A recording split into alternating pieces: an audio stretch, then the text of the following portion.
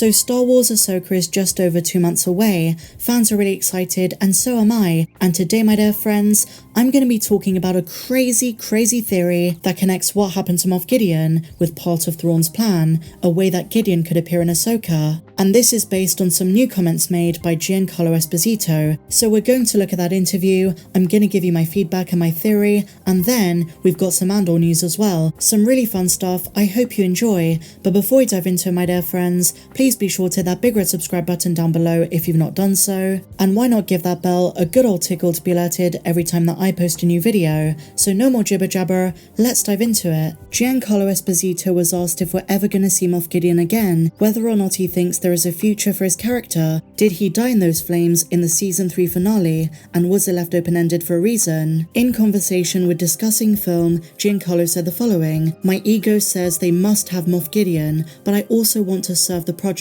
the story. I would love to come back, and it's a special show because of the iconic mythology it deals with. But if they see fit that Moff should be gone, then that's the truth. I mean, after the season 3 finale, people immediately started to band together, saying, well, we saw all those clones, and they've already made a story in their heads saying that's not him who died, it's a clone. But anything can happen, and I certainly don't want to be attached to the outcome, but I would love to come back and taunt Baby Yoda a little more. So it seems like he doesn't know, but of course he wants to return. Only Jon Favreau knows though. He's finished the scripts on season 4, and when the strikes are over, they're gonna begin production, probably sometime at the end of this year or early 2024. And he's kind of touching upon a very popular fan theory at the time that many of us held, that it wasn't Moff Gideon who died, it was one of his clones, and others were saying due to the fact his suit was built out of Beskar and some other strong materials as well, he embraced the flames because he knew he wasn't gonna die. Then the question becomes, where's his body, and why didn't the other Mandos like Bo-Katan and the Armorer find it when they were doing the ceremony at the end? Unless of course he escaped under everyone's noses.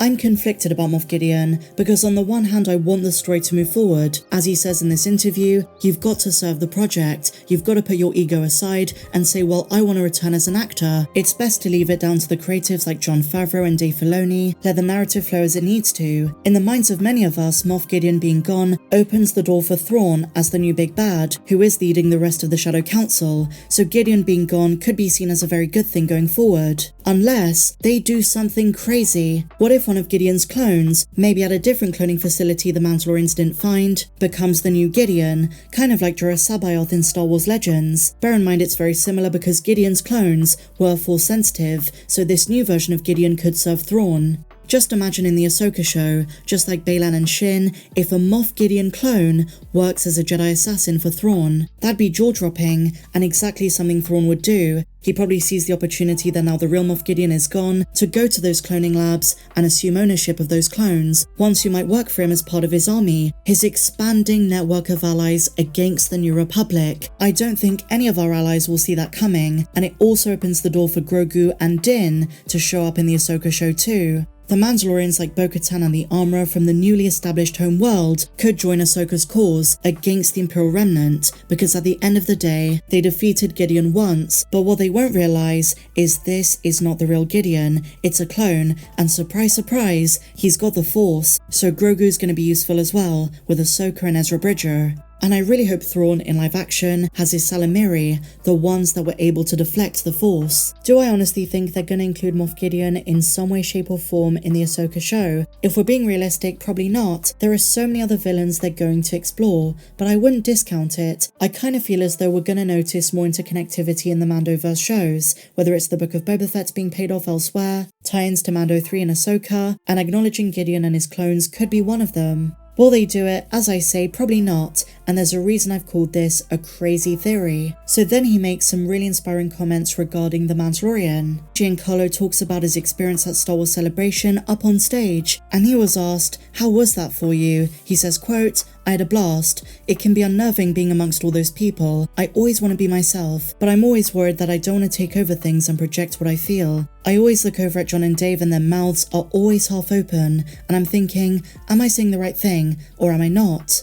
The opportunity to do The Mandalorian has allowed me to be a kid again, and it's allowed me to fulfill a dream. When I watched A New Hope for the first time, it allowed me to feel like a hero. And this show has allowed me to dream again, and has made a very strong impact on my life. I always want to pass that on to the audience because yes, we're watching entertainment, but do you get that this could be your journey too? Do you really get that when you start to think about how you envision your life, you could be that awkward, unsuspecting hero that Mando is? He doesn't want it, and he gets this task which if he can complete, he's then released. What he's got to realize is it's not only about completing something, it's about the journey. So when he looks at Grogu and he learns from that child, this is really about his experience, but he doesn't think it is. That's the wonderful part of this show. We're often in this world and go, why are we here? But it's your journey, it's for you to live, create and visualize the way you see fit. Some really good words of wisdom from Giancarlo. I really love when he talks, not just about Mando but about life. He's always got a lot to say. He's very entertaining.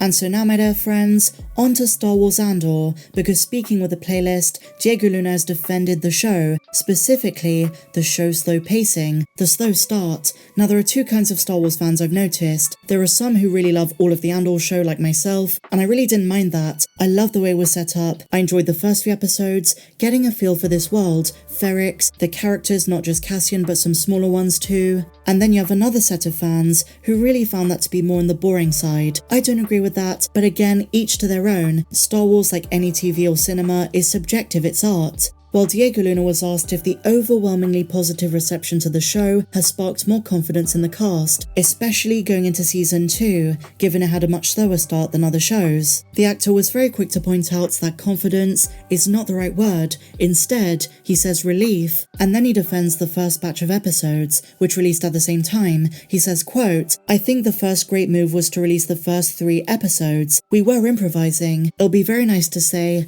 yeah, when we're shooting, we knew the first 3 were going to come out at once, but it's not completely true." And I think it was a great call, because in a way the first 3 episodes show you the aim of the show. And then he says, it's a show that asks for patience, but because of its complexity, there is no other way to get there. And once it delivers, once it gets to that climactic 3rd episode, you're so invested with these characters because of what's going on. Now I've got to say, I'm very much in agreement. I was very fortunate because I got to see the first 3 episodes in a cinema, so it was a different experience, but even on rewatch I enjoy those first 3. As he says, there was no other way to get there. Now, something we don't talk enough about when it comes to the Andor show is how well written some of the more less important characters to the main story are. And I don't want to say less important, it's more that they're not center stage most of the time. And it goes back to one of the main objectives of what Tony Gilroy wanted to do with this show us the rebellion, how widespread it is. It's not always Luke and Leia, Mon Mothma, Luthen, Andor. Sometimes it's those like Vel, Cinta, Nemik, those more everyday people who make the biggest difference,